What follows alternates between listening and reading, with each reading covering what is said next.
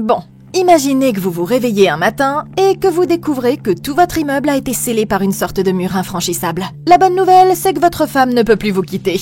Mais la mauvaise nouvelle, c'est que vous risquez de ne plus jamais pouvoir quitter cet appartement. Ce couple doit trouver un moyen de s'échapper avant qu'il ne soit trop tard. Mais ils sont piégés dans un véritable escape game futuriste avec un groupe d'autres résidents. Et ils n'ont aucun moyen de savoir à qui ils peuvent faire confiance. Je suis donc là pour vous expliquer les erreurs commises, ce que vous devriez faire et comment vous échapper de l'appartement piège mortel dans Brick. Cet immeuble est sur le point de se transformer en prison. Tim est un développeur de jeux vidéo surmené qui subit beaucoup de stress, ce qui le pousse à passer moins de temps avec sa femme Olivia. Le couple a récemment perdu son bébé lors de l'accouchement et ils s'éloignent l'un de l'autre alors qu'elle aurait le plus besoin de lui en ce moment. Mais ce soir, tout est sur le point de changer. Alors qu'ils sortent déjeuner, ils aperçoivent le gestionnaire de l'immeuble, Monsieur Friedman, en train de parler à son équipe d'entrepreneurs. Et il leur promet que les travaux de rénovation actuellement en cours devraient bientôt être terminés. Pendant ce temps, au loin, ils remarquent un énorme incendie qui fait rage dans le port. Et ils se disent qu'il n'y a probablement pas lieu de s'inquiéter. Mais c'est là qu'ils commettent leur plus grosse erreur. Ce soir-là, Olivia annonce qu'elle a démissionné et qu'elle veut qu'ils fassent un voyage improvisé à Paris pour le bien de leur santé mentale. Mais Tim n'est pas prêt pour un changement aussi important. Le lendemain matin, Tim se réveille et retrouve sa femme dans le couloir avec ses valises déjà faites. Elle a décidé de partir sans lui. Mais quand elle ouvre la porte, ils sont tous les deux horrifiés par ce qu'ils voient de l'autre côté. Au lieu du couloir, ils sont complètement isolés par un mur solide fait de briques noires. Inquiète, Olivia vérifie les fenêtres et constate qu'elles sont toutes recouvertes également. Quant à leur téléphone portable, il ne fonctionne plus du tout, ce qui les laisse piégés dans l'appartement sans aucun moyen de s'échapper. Ok, bon, je suppose que ce voyage à Paris va devoir attendre. Il semble qu'il soit coincé jusqu'à ce qu'il trouve un moyen d'ouvrir ce mur. Mais avant de faire quoi que ce soit d'autre, Tim doit écarter la possibilité que tout ça ne soit qu'un mauvais rêve. La bonne nouvelle, c'est qu'il ne devrait pas être difficile de savoir s'il rêve ou non. Les rêves ont du mal à être cohérents. Il lui suffit donc d'examiner son environnement à la recherche de tout élément révélant la logique du rêve. Un moyen simple d'y parvenir serait de prendre un journal ou un livre et d'essayer simplement de lire la page. Dans un rêve, votre cerveau ne fait que créer une approximation de la vie réelle. Donc, les mots n'auront aucun sens lorsque vous les regarderez de plus près. Et c'est de cette façon qu'il saura si tout ça n'est que le fruit de son imagination. Si Tim effectue ce test simple, il se rendra compte avec une certitude absolue que tout ce qu'il voit est bien réel. La question est donc, comment vont-ils s'en sortir ? Pour l'instant, je commencerai par en apprendre autant que possible sur la composition du mur lui-même. Le matériau utilisé pour le construire ressemble à de la brique, mais il semble en réalité être de nature métallique. Ils doivent donc effectuer quelques tests de base pour en savoir plus sur sa structure. Par exemple, en tapotant avec une cuillère en métal, ils pourront évaluer la densité du matériau et vérifier s'il existe des irrégularités susceptibles de révéler un panneau caché ou un point faible. Ils peuvent également utiliser la cuisinière ou un briquet pour chauffer directement une des briques afin de vérifier si elle commence à se déformer ou si elle émet des sons différents après avoir été chauffée. Les scientifiques, vous savez, ce ne sont que des faits.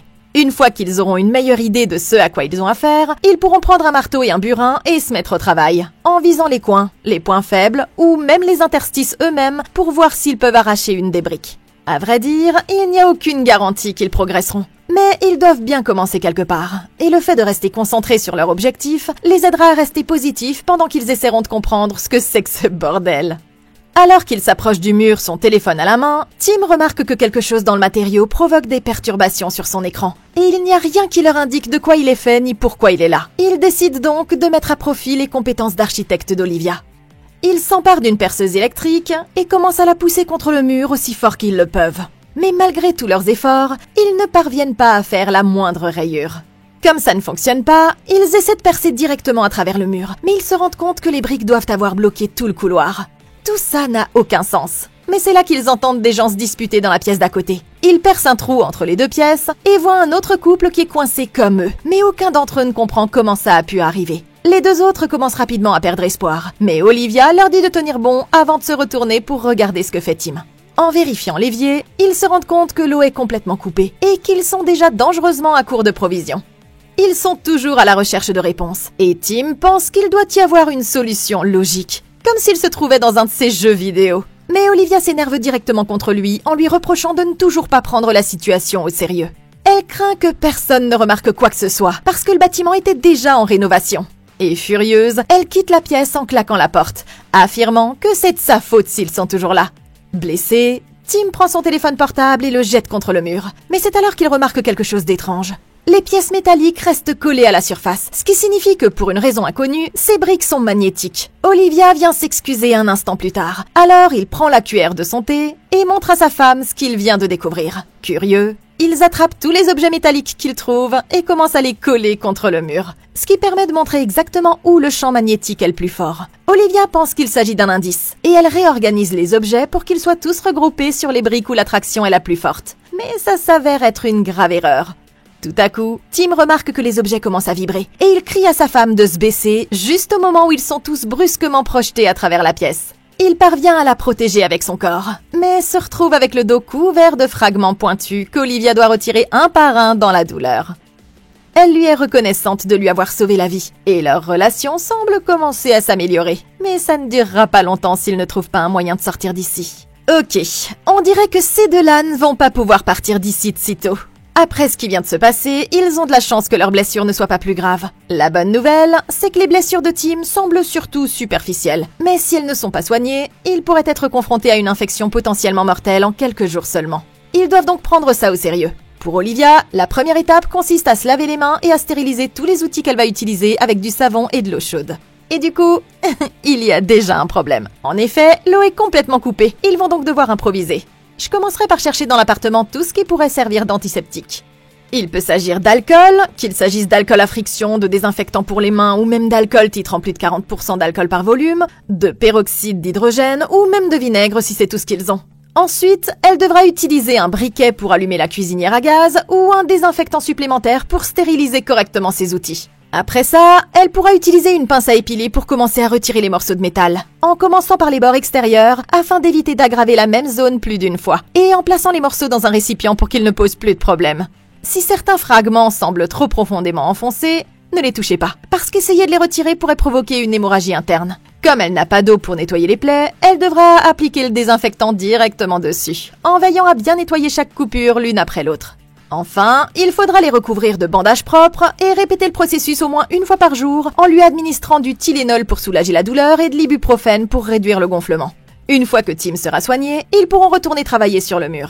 La découverte que ces briques sont magnétiques change complètement la donne. Le fait que 4 briques spécifiques aient la plus forte attraction suggère qu'elles ont une fonction cachée. Ils doivent donc commencer à tester différentes idées pour voir comment ces briques réagissent. Par exemple, les 4 briques pourraient former une sorte de verrou, ou le fait de placer des objets selon le bon schéma, le bon poids ou le bon timing activerait le système. Mais une force excessive ou un placement incorrect le surchargerait, ce qui provoquerait une réaction violente comme celle que nous venons déjà de voir ici.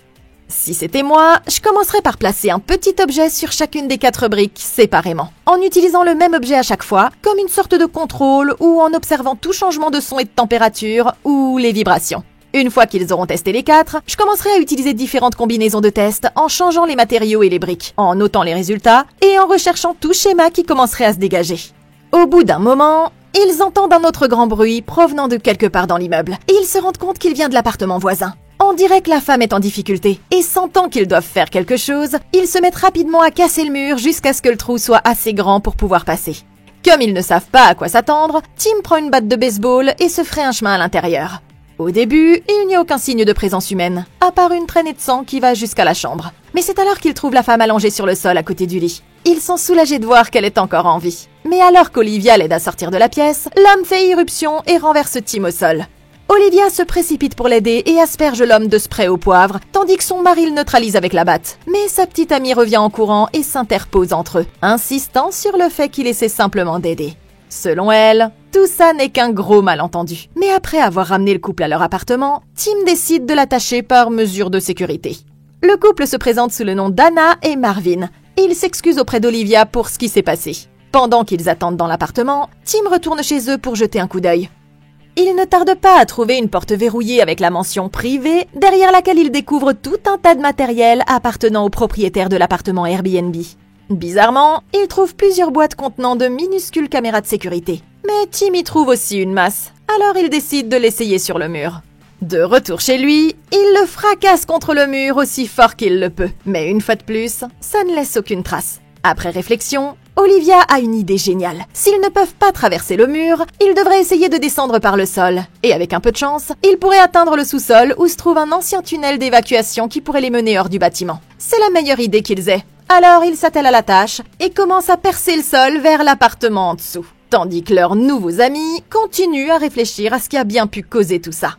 Finalement, ils parviennent à faire un trou dans le sol, et Tim utilise une corde fabriquée à partir de draps pour descendre en premier. Pendant un instant, l'appartement semble complètement vide. Mais c'est alors que leur voisin, Monsieur Oswald, apparaît depuis le couloir, un pistolet pointé directement sur sa tête. L'homme est convaincu qu'ils essaient de voler ses provisions, et il ordonne à Tim de remonter immédiatement avant de devenir violent.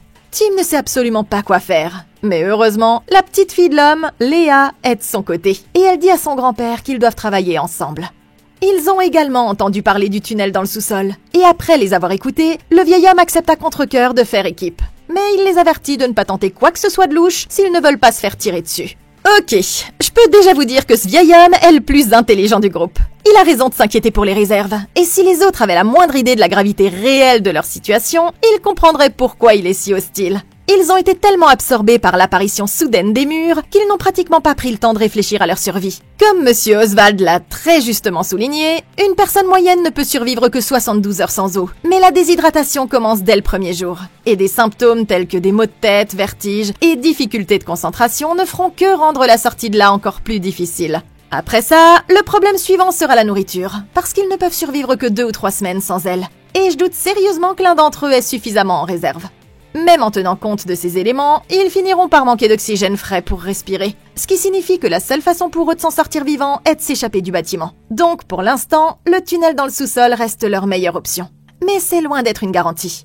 Après tout, si tout le bâtiment est bouclé, il n'y a aucune raison de croire que le tunnel ne l'est pas lui aussi. Et c'est la raison pour laquelle ils devraient récupérer des vivres au fur et à mesure pour survivre à long terme.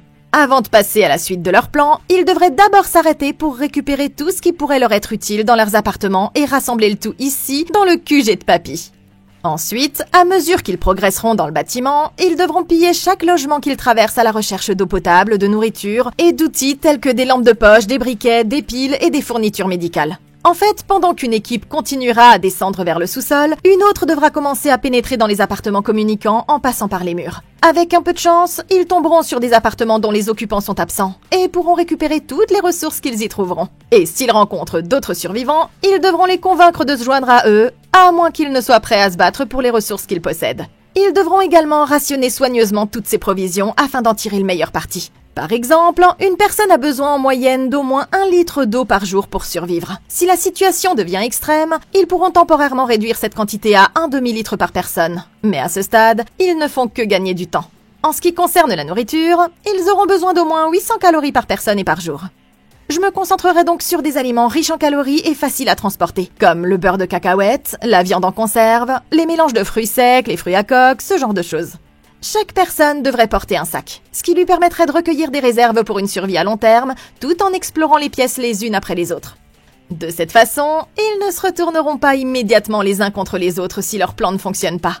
Une fois qu'ils sont tous descendus, ils décident qu'il est possible de libérer Marvin en toute sécurité. Et comme il a eu tout le temps de se reposer, il lui confie la tâche de commencer le trou suivant. C'est alors que Tim remarque un détecteur de fumée dans les décombres. Et quand il l'ouvre, il est surpris de découvrir une minuscule caméra cachée à l'intérieur. Le vieil homme qui vit là n'a aucune idée d'où elle vient. Mais ils savent que c'est le gérant de l'immeuble, Monsieur Friedman, qui a tout configuré. Il se rend dans la cuisine, fait tomber un autre détecteur de fumée du plafond, et comme il s'y attendait, celui-ci cache également une caméra. En voyant ça, Marvin est convaincu qu'ils sont filmés pour une sorte de jeu macabre. Mais Olivia dit qu'il n'y a qu'un seul moyen de le savoir, soulignant que le gérant habite dans l'appartement voisin. À l'aide d'une masse, ils enfoncent le mur entre les deux appartements et Tim conduit les autres à l'intérieur tandis que le vieil homme et sa petite fille restent en arrière.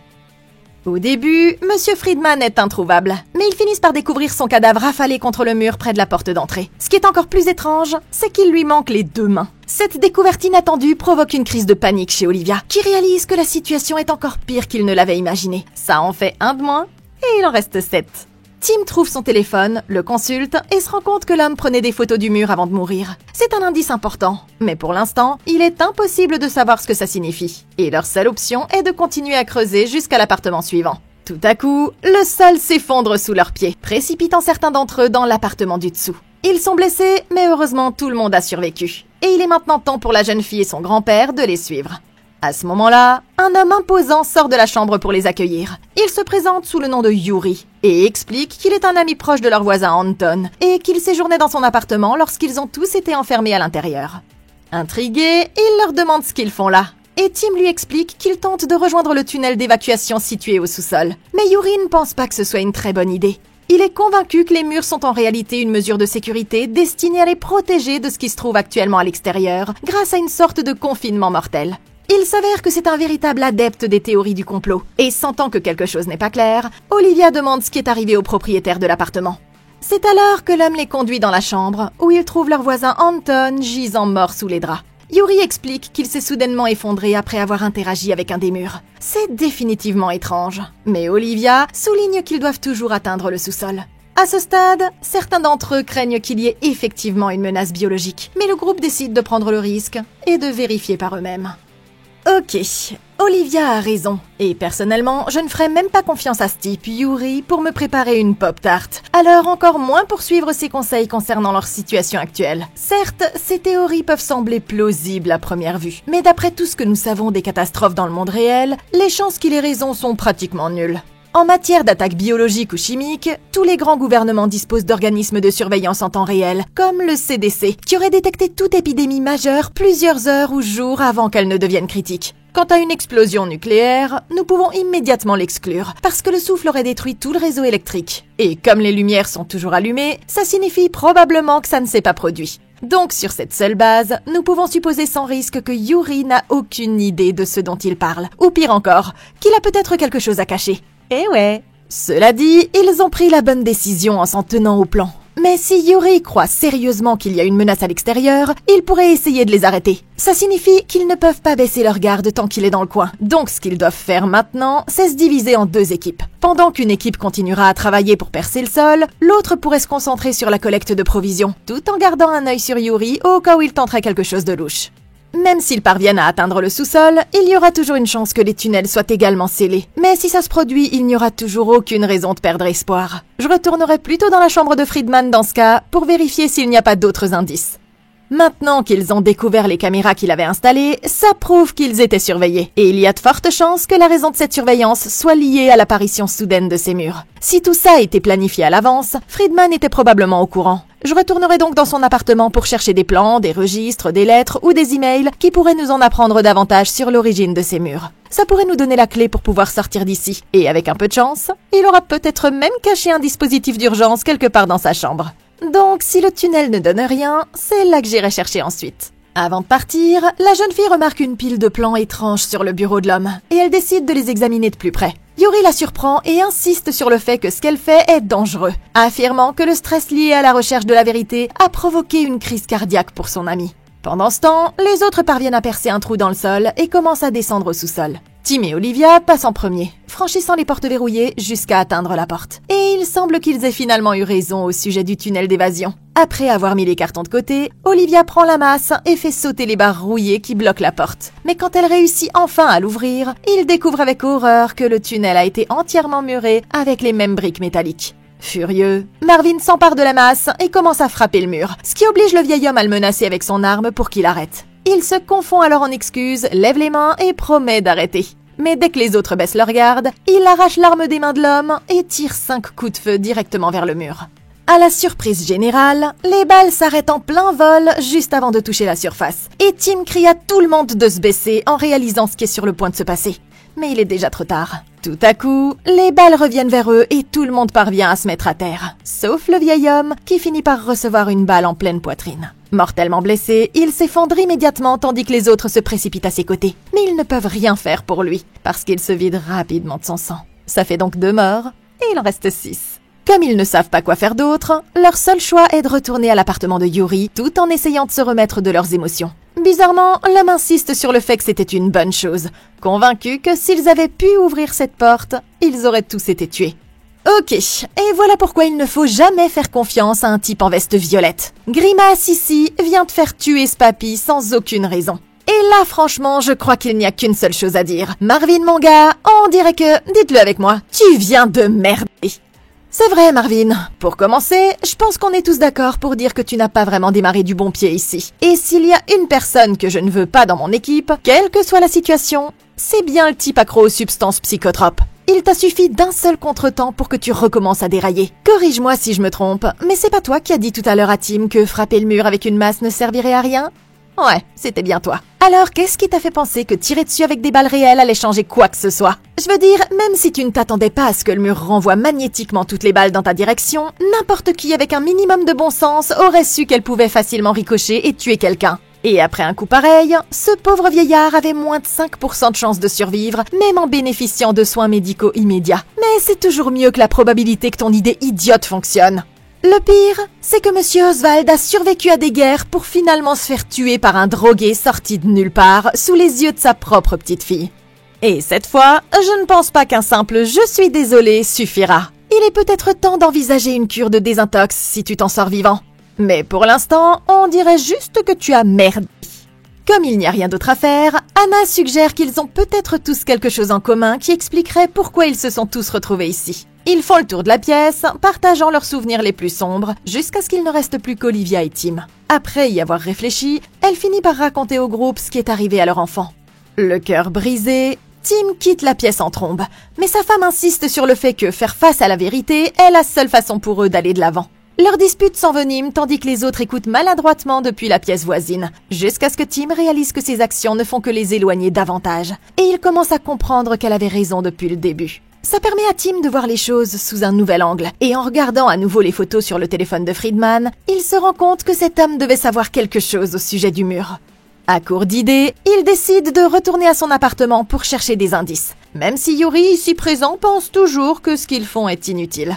Il voudrait plutôt rester là et attendre que tout ça se calme. Mais Tim a l'impression qu'il y a quelque chose qu'il ne leur dit pas. Et par curiosité, Olivia et Léa décident de jeter un second coup d'œil aux notes d'Anton pendant que les autres remontent à l'étage. Elles examinent les documents quand Léa remarque quelque chose d'intéressant. On dirait qu'Anton avait mis en évidence certaines briques du mur, comme s'il cherchait une sorte de schéma. Olivia remarque que les 4 briques mises en évidence se trouvaient aux mêmes endroits dans son propre appartement, et qu'elles correspondent au point où le champ magnétique est le plus fort. Pendant ce temps, à un autre étage, les autres fouillent l'appartement du gérant quand Tim fait une découverte surprenante.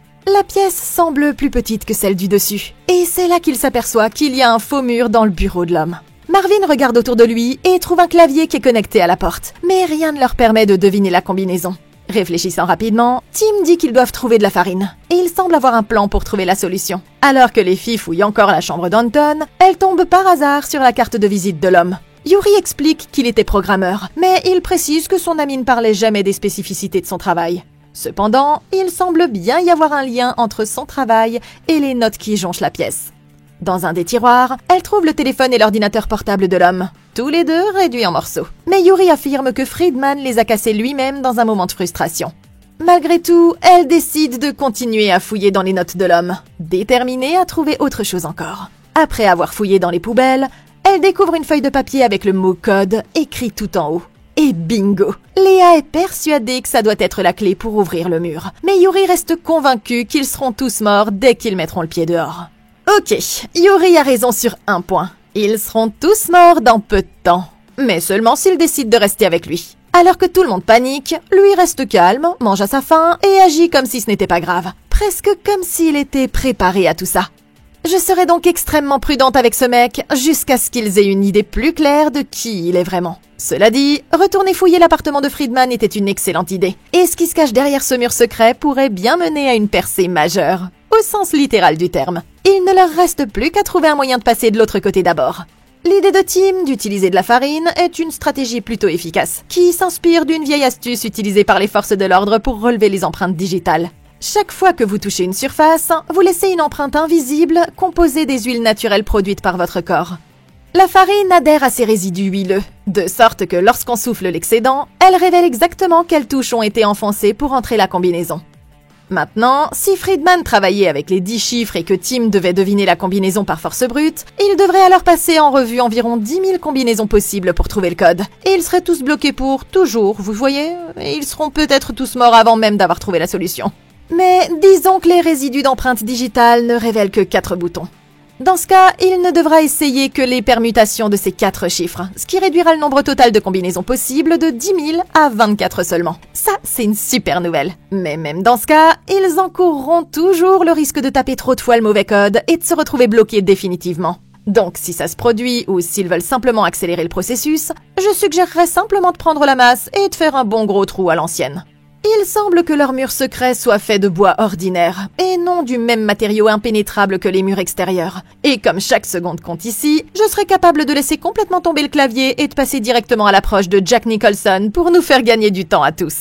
À l'étage, Tim souffle une bonne dose de farine sur le clavier, ce qui permet de révéler les empreintes digitales de l'homme et de réduire les possibilités à une combinaison de 4 chiffres seulement. Pendant que lui et Marvin essaient de trouver la solution, Anna redescend pour aller chercher les autres. Mais Léa décide qu'elle préfère rester là et continuer à travailler sur les notes. Après avoir essayé plusieurs combinaisons, ils parviennent enfin à ouvrir la porte de la pièce secrète de Friedman. Et ils sont écœurés de découvrir qu'il les surveillait depuis le début grâce à des caméras cachées. Ouais, c'est particulièrement déroutant. Mais s'il a effectivement enregistré tout ce qui s'est passé auparavant, alors visionner les bandes pourrait les aider à trouver des réponses. Effectivement, il a filmé le moment exact où les murs sont apparus pour la première fois. Et en visionnant la vidéo image par image, il voit le mur se former à partir d'un nuage de poussière noire tourbillonnante. Mais ils ne savent toujours pas exactement ce qu'ils regardent. Alors qu'ils sont occupés à visionner les cassettes, Léa commence à soupçonner que le programmeur n'est peut-être pas mort d'une crise cardiaque après tout. Quand elle découvre son coup, elle est horrifiée de découvrir que ses pires craintes étaient fondées. On dirait que quelqu'un l'a étranglée. Et c'est à ce moment-là que Yuri entre dans la pièce juste derrière elle. Les autres trouvent le moment où Anton est mort sur les bandes, mais rien ne pouvait les préparer à ce qu'ils allaient découvrir ensuite. Remarquant que Yuri a disparu, Marvin se porte volontaire pour partir à sa recherche, tandis que les autres restent pour continuer à regarder les images. Il remarque une série de flashs répétés provenant de l'appareil photo de son téléphone. Mais comme l'action était hors champ, ils ne parviennent pas à voir exactement ce qu'ils faisaient. Tout à coup, la lumière du jour apparaît au niveau du mur, et il réalise qu'Anton avait réussi à l'ouvrir. Mais avant qu'il ne puisse s'échapper, Yuri l'a ramené à l'intérieur et l'a étranglé jusqu'à la mort. Pendant ce temps, en bas, Marvin ne trouve aucune trace des autres. Mais quand il pousse la porte de la chambre, il trouve Yuri debout devant la poubelle, en train de brûler les notes de l'homme une page après l'autre. Il regarde autour de lui et voit le corps de la jeune fille étendu sur le sol. Mais il semble qu'il soit déjà trop tard pour elle. Ça fait donc 3 morts. Et il en reste 5. Yuri s'excuse et explique qu'il fait ça uniquement pour les protéger. Mais que s'ils essaient encore d'ouvrir le mur, il fera tout ce qui est en son pouvoir pour les en empêcher. Réalisant que leurs amis sont en danger, les autres attrapent leurs armes et se précipitent vers l'appartement. Et ils arrivent juste au moment où Yuri est en train d'étrangler Marvin. Paniqué, Tim crie à l'homme de s'arrêter. Du coup, il lâche Marvin et attrape le flingue en le lui arrachant des mains, tout en donnant un grand coup de coude dans la gorge de Tim. Pendant un instant, on croit que c'en est fini pour lui. Mais juste au moment où tout semble perdu, Marvin se relève et lui donne un coup de pied en plein visage, étourdissant l'homme suffisamment longtemps pour que Tim puisse enfin le mettre KO. Ok, je pense que Yuri ne mentait pas quand il a dit qu'il avait tué quelqu'un. Franchement, ces 4-là auraient dû voir cette histoire venir de loin. Et s'ils avaient eu un peu de bon sens, ils n'auraient jamais laissé Léa seule dans l'appartement d'un inconnu pendant qu'ils étaient occupés ailleurs. Ils avaient un mauvais pressentiment à propos de Yuri depuis le début, donc ils auraient au moins dû le surveiller de près pour s'assurer que rien de tel ne se produise. Maintenant, je dois dire que Marvin et Tim auraient pu gagner leur combat beaucoup plus facilement. Déjà, parce que ce gars n'avait même pas d'armes. Mais il a quand même failli les battre à 2 contre 1. Marvin devait juste rester hors de portée et utiliser sa machette pour repousser Yuri s'il le chargeait. Quant à Tim, il avait encore plus de raisons de rester en retrait. Mais en relâchant sa concentration alors qu'il n'était qu'à quelques mètres, il a donné à Yuri une occasion en or de réduire la distance. Ils ont juste eu du bol que Marvin ait réussi à l'arrêter avant qu'ils ne crèvent tous. Mais aussi fou que Yuri puisse être, il est possible qu'il leur ait déjà dit tout ce qu'ils avaient besoin de savoir. Réfléchissez-y de cette façon. Ils savent désormais qu'Anton était programmeur pour une entreprise spécialisée dans les nanotechnologies. Or, sur les images, ils ont vu le mur se matérialiser à partir d'un nuage de poussière noire. Et toute personne familière avec cette technologie reconnaîtrait immédiatement qu'il s'agit d'un essaim de nanorobots. Anton a réussi à ouvrir le mur, mais dès qu'il l'a fait, Yuri l'a tué, a détruit son téléphone et son ordinateur portable et a commencé à se débarrasser de ses notes. Donc, quand on rassemble tous ces éléments, il est évident qu'il travaillait pour l'entreprise qui a conçu les nanorobots, ce qui signifie que la réponse se trouve peut-être quelque part sur son ordinateur portable. S'ils ont besoin de quelques idées, je commencerai par récupérer le disque dur. Et s'il est encore intact, je le brancherai à l'ordinateur de Tim à l'étage et je vérifierai s'il contient des indices. Même s'il est protégé par un mot de passe, Tim pourrait être capable de le contourner grâce à ses compétences de développeur. Et avec un peu de chance, ça pourrait leur apprendre tout ce qu'ils ont besoin de savoir. Olivia est complètement bouleversée par ce qui est arrivé à la jeune fille. Et il réalise que Yuri l'a tuée parce qu'elle était sur le point de trouver un moyen de s'échapper. Mais les notes d'Anton sont tellement endommagées qu'il leur est presque impossible de les reconstituer. Réfléchissant rapidement, Anna se souvient que la pièce était équipée d'une caméra. Et elle décide d'aller vérifier les images pour voir si elles peuvent leur apporter des informations. En y regardant de plus près, Olivia fait remarquer que la disposition des briques doit avoir un rapport avec la réponse. Et sur les pages, Tim remarque une série de points et de tirets qui confirment que la clé est une version plus compliquée du code Morse. Leur voisin Anton l'avait compris, parce qu'il travaillait dans les nanotechnologies. Et lorsque Tim regarde l'adresse sur sa carte, il se rend compte que l'entreprise était justement installée dans le port où ils ont vu l'incendie plus tôt dans la journée. Les autres retournent auprès de Yuri et commencent à exiger des réponses. Et il admet enfin que le mur est un système de défense destiné à les protéger lors d'une attaque biologique ou nucléaire mortelle. Mais ça n'explique pas pourquoi son ami essayait de l'ouvrir. En fait, Anton pensait qu'il s'agissait simplement d'un dysfonctionnement causé par un incendie au siège de l'entreprise. Mais Yuri, lui, était convaincu que c'était un signe de l'apocalypse. Mais ils n'ont toujours aucun moyen de savoir qui dit la vérité. C'est alors qu'Anna annonce qu'elle a trouvé quelque chose sur les enregistrements. Et en retournant vérifier les caméras, il voit Anton télécharger une sorte de programme sur son téléphone. Après l'avoir tué, Yuri a cassé le téléphone en deux. Mais si les composants internes sont encore intacts, il pourrait y avoir un moyen de découvrir ce sur quoi il travaillait. Effectivement, il se rend compte que les briques ne sont pas simplement disposées selon un schéma. Elles forment en fait un QR code que leur téléphone peut lire. Et pour ouvrir le mur, il faut suivre une séquence lumineuse spécifique qui interagit avec le champ magnétique. Anton avait même programmé la séquence exacte dans une application juste avant d'être tué. Et en la téléchargeant depuis son téléphone sur l'ordinateur portable de Tim, ils parviennent à obtenir le code sur un de leurs téléphones en état de marche. Mais sortir d'ici ne sera pas aussi facile qu'ils le pensent. De retour à l'appartement d'Anton, il s'approche du mur et scanne le schéma à l'aide du téléphone. L'application met en évidence les 4 carrés ayant la plus forte attraction magnétique. Et lorsque Tim tape sur l'écran, l'appareil photo émet une séquence de flash différente pour chaque brique. Une fois qu'il a tapé sur les 4, le mur commence soudainement à changer, se transformant en un véritable portail composé de minuscules cubes. Anna s'avance, pose son doigt contre le mur, et à sa grande surprise, elle parvient à passer toute sa main à travers, comme si elle plongeait la main dans une flaque d'eau. Tout à coup, le mur recommence à changer, mais quand Anna essaie de se libérer, sa main reste coincée. Paniquée, les autres l'attrapent et essaient de la tirer. Mais le mur qui commence à se solidifier l'entraîne de plus en plus loin, jusqu'à ce que tout à coup, elle soit coupée en deux lorsque le portail se referme.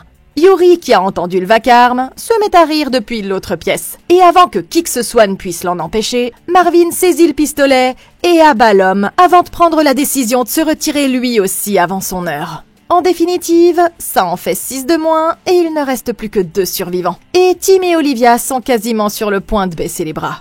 Ok, c'était un désastre absolu. Mais avant tout, je dois souligner qu'Anna et Marvin seraient encore en vie s'ils n'avaient pas commis une erreur incroyablement stupide. Et c'est la décision d'Anna de passer son bras à travers le mur alors qu'ils n'avaient aucune idée de ce qui allait se passer. S'ils avaient fait preuve d'un peu de bon sens, ils auraient utilisé quelque chose comme un balai pour tester le portail au préalable, ce qui leur aurait permis de voir combien de temps il restait ouvert et ce qui arriverait à l'objet une fois qu'ils l'avaient traversé. Et même si j'avais estimé que c'était sans danger, c'est quand même Yuri que j'aurais utilisé comme bouclier de viande en l'assommant, en l'attachant à une corde, en le poussant à travers le portail, puis en le ramenant 1 minute plus tard pour voir s'il avait survécu. Ça, c'est juste de la logique de gamer. Ou plutôt de la logique à la Looney Tunes, je sais pas trop. Mais le pire dans tout ça, c'est qu'ils sont trop bêtes pour se rendre compte qu'ils avaient déjà la solution depuis le moment où ils ont visionné les images la toute première fois. Dans la toute première vidéo, ils ont vu Anton faire clignoter une lumière quelque part hors champ. Ensuite, le mur s'est ouvert. Il est donc évident que ces 2 éléments sont liés entre eux. Ils ont compris qu'une séquence lumineuse spécifique était la clé pour ouvrir le mur. Le seul problème, c'est qu'ils ont compris la séquence de travers. Mais le bon sens nous dit que s'ils répètent exactement la même séquence de flash que celle qu'ils ont vue dans la vidéo, alors le mur s'ouvrira bel et bien. Ce qui est fou dans tout ça, c'est qu'ils n'avaient même pas besoin de l'application. Il leur suffisait d'allumer manuellement la lampe de leur téléphone dans le bon ordre pour obtenir exactement le même effet. Et s'ils avaient compris ça, ils auraient pu sortir de là depuis des heures.